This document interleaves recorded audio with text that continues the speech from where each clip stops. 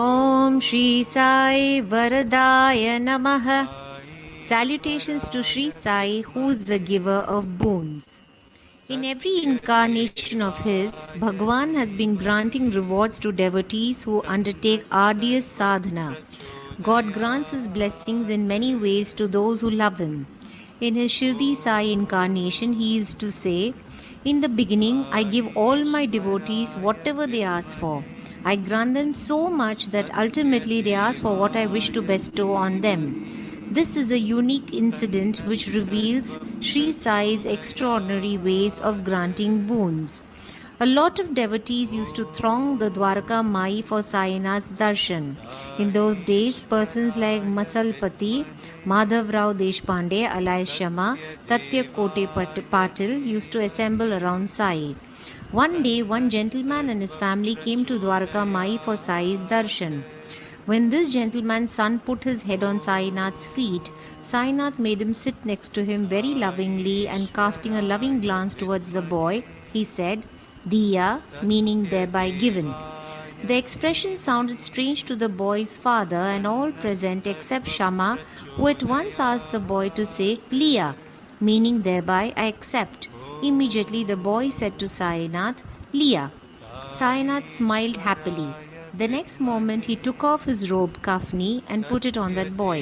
At that time this gesture of Baba's was beyond anybody's understanding. A few years passed by. Sainath took Samadhi on Dashera Vijayadashmi, that is 15th October 1918. The young boy grew up and studied to become a doctor. The Sai Sansthan was established at Shirdi. The same boy was appointed as the first president of Shirdi Sai Sansthan. His name was Dr. Gavankar, and Sainath had blessed him with the honorable robe long back.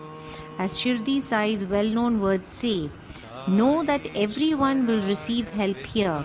Whatever anyone may ask, he will receive it." We all know that Sai's second incarnation is Bhagwan Sri Satya Sai Baba in the form of Shiva Shakti. Shiva had once granted a boon to Maharshi Bharadwaj that he would take birth thrice in his lineage. Devi Satyabhama had given an indication to Sri Kodamba Raju, Baba's grandfather, of the advent of Sri Krishna. Sri Venkav Dhoot, a yogi, had also given a hint to Kodamba Raju about the birth of a divine being in their family quite early on. Swami's mother, Ishwaramma, saw a divine flash of light entering her womb before Swami's birth. All these were God's boons.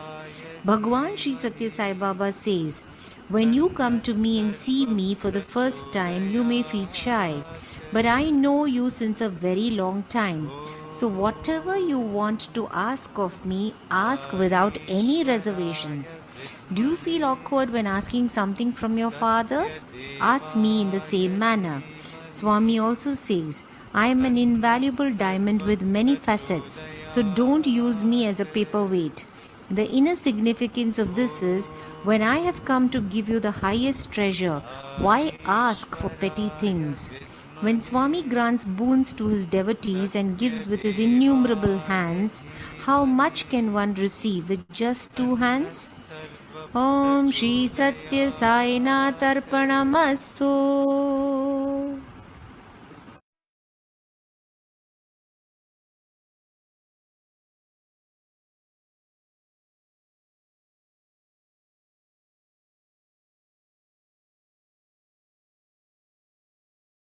ओम श्री साई वरदाय नमः। वर देने वाले श्री साई को हमारा सादर प्रणाम। भगवान के प्रत्येक अवतार में वे अपने भक्तों को उनकी तीव्र साधना के फल देते रहते हैं।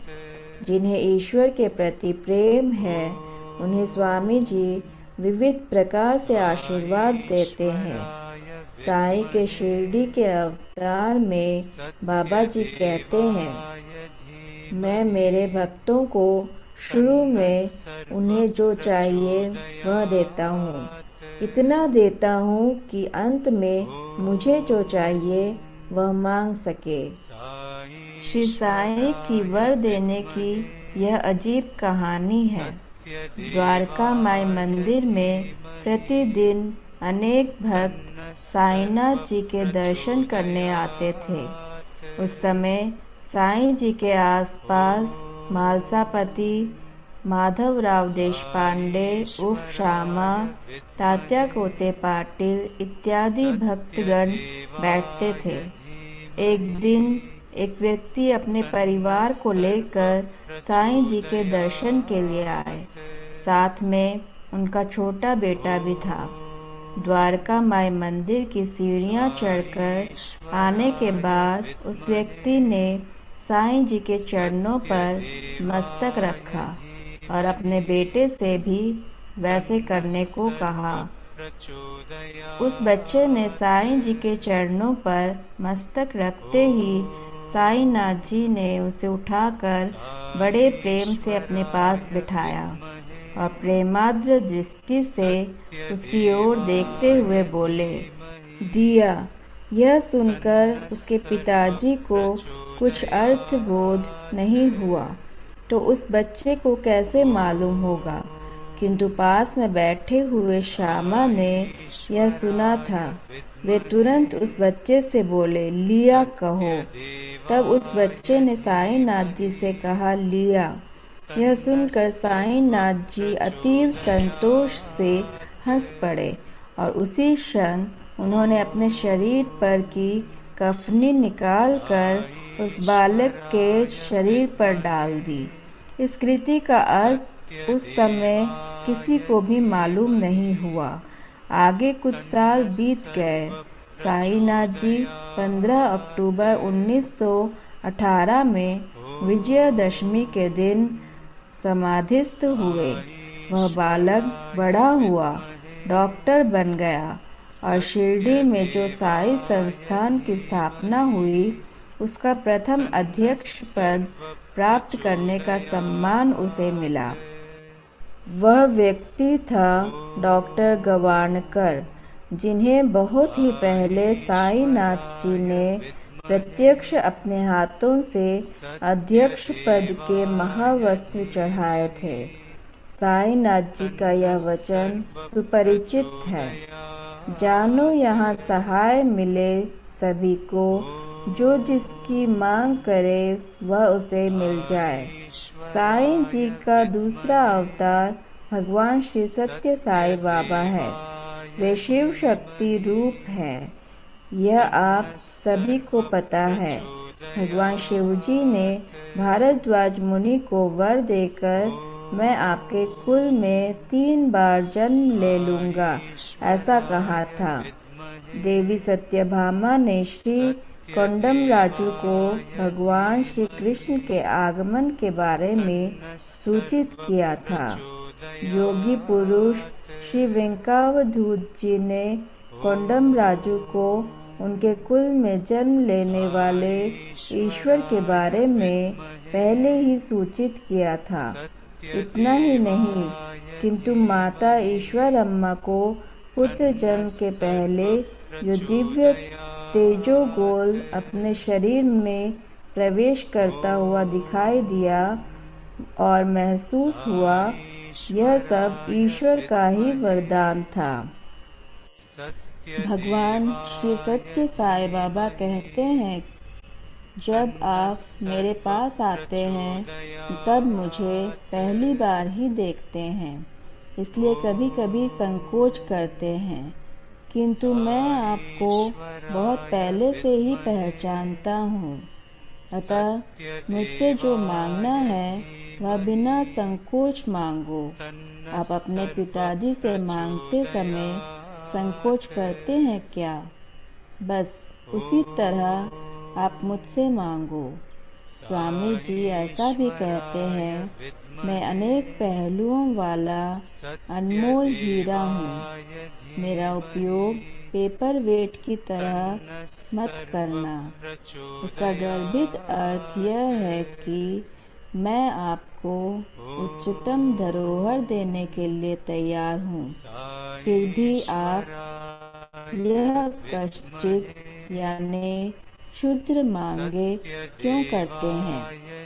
स्वामी जी जब सद्भक्तों को वर देते हैं उस समय अनंत हस्ते कमला वर देता है, तब कितना लोगे 2 करों से।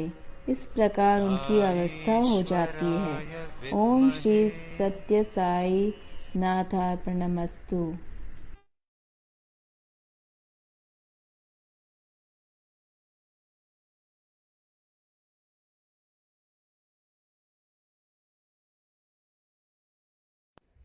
ఓం శ్రీ సాయి వరదాయ నమః.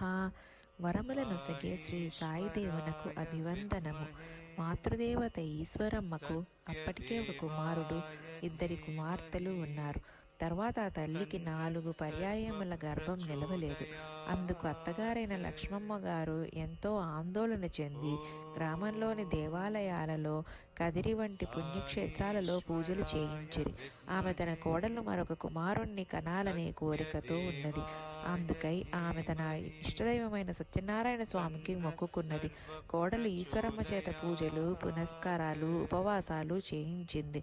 భగవంతుడు ఆమె కోరిక నెరవేరదలుచుకున్నాడు. ఒక రోజున లక్ష్మమ్మ గారు సత్యనారాయణ స్వామి కలలో కనిపించి తాను ఈశ్వరమ్మకు కుమారుడిగా జన్మింపబోతున్నట్లు సూచించాడు. అందుకు లక్ష్మమ్మ గారు పరమానందభరితురాలై కోడలికి ఈ విషయం చెప్పి, ఆ సత్యనారాయణ స్వామి దివ్య అనుగ్రహం మనకు ఉన్నది, అందువల్ల ఆ స్వామి దయ వల్ల ఏమైనా అద్భుతాలు జరిగితే ఎంత మాత్రమూ భయపడవద్దు అని చెప్పింది. ఒక రోజున ఈశ్వరమ్మ నూతి దగ్గర నీళ్లు తోడుతున్నది. అప్పుడు ఆకాశం నుంచి ఒక వినీలమైన గోళం గిరగిరా తిరుగుతూ వచ్చి ఆమె ఉదరంలో ప్రవేశించింది. అంతే, ఆమె మూర్ఛపోయింది. అప్పుడు లక్ష్మమ్మ గారు వచ్చి ఈశ్వరమ్మను సేద తీర్చి విషయం అడిగి తెలుసుకొని, ఈ విషయం ఎవరితోనూ చెప్పకు, అపార్థం చేసుకుంటారు, మనసులోనే ఉంచుకో అని చెప్పింది. ఈశ్వరమ్మ గర్భవతిగా ఉన్న ఆ రోజులలో రాత్రిపూట వారింట్లో వివిధ వాయిద్యాల మనోహర సంగీతం వినిపించసాగింది. పెదవెంకమరాజు గారు బుక్కపట్నం వెళ్లి జ్యోతిష్కులను సంప్రదిస్తే వారు ఆమె గర్భస్థ శిశువును ఆనందింపచేయటానికి దేవతలు సంగీతం వినిపిస్తున్నారు అన్నారు. ఈ సన్నివేశ ఫలితమే సత్యసాయి భగవంతుడు ఆమెకు కుమారుడిగా జన్మించటం, ఆ దేవదేవుడు కల్లా కపటం ఎరుగని ఈశ్వరమ్మకు కుమారుణ్ణి ప్రసాదించటం కాదు, తానే ఆమెకు కుమారుడిగా జన్మించి ఆమె కోరిన వరాన్ని అఖండంగా అనంతంగా అనుగ్రహించాడు.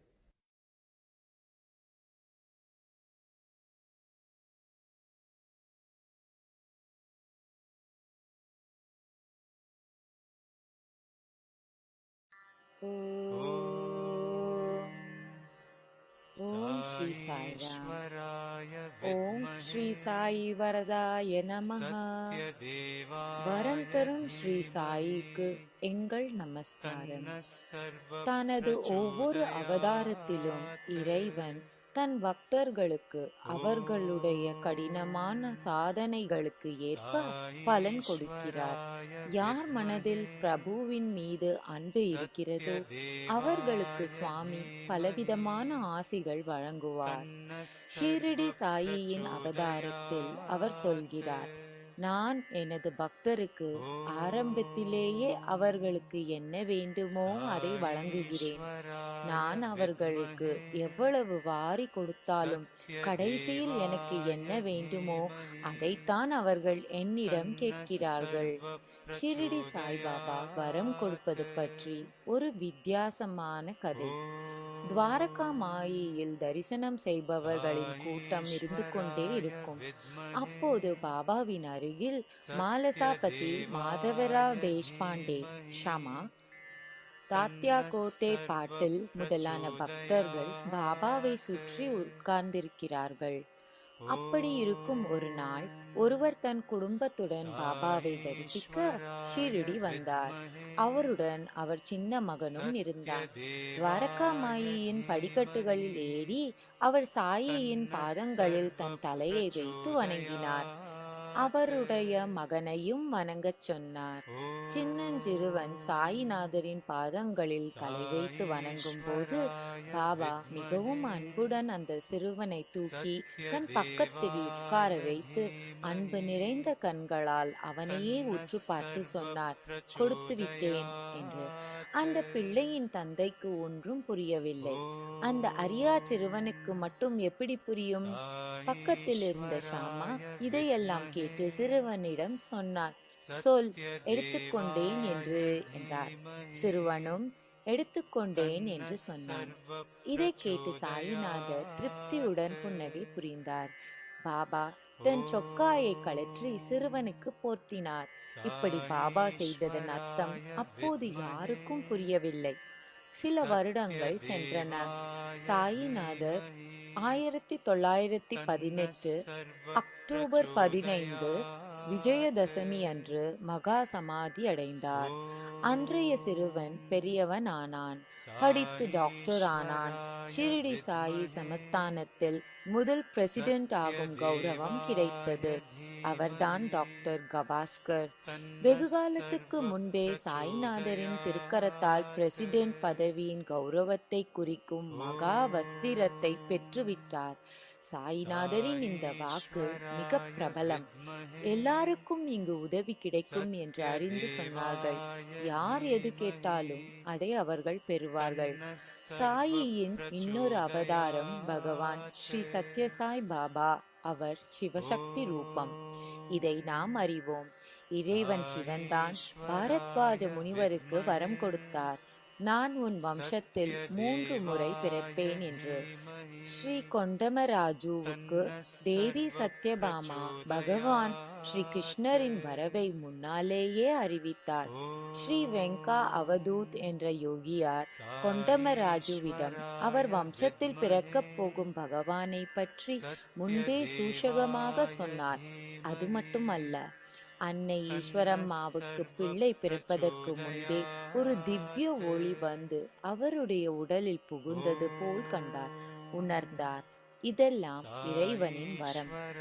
பகவான் ஸ்ரீ சத்யசாய் பாபா சொல்கிறார், நீ எப்போது என்னிடம் வருகிறாயோ அப்போது முதல் முறையாக நீ என்னை பார்க்கிறாய். அதனால் சங்கோஜப்படுகிறாய். ஆனால் நான் மட்டும் உன்னை வெகு காலத்துக்கு முன்பே அறிவேன். அதனால் என்னிடம் நீ எதை விரும்புகிறாயோ அதை சங்கோச்சம் இல்லாமல் கேள்.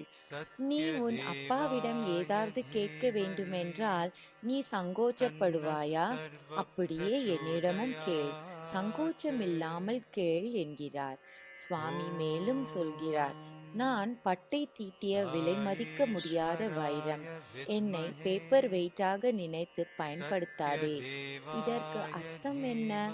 நான் உங்களுக்கு மிக உயர்ந்த பரிசு தர வந்திருக்கிறேன். சின்னதாக ஏன் கேட்கிறாய் என்பதுதான்.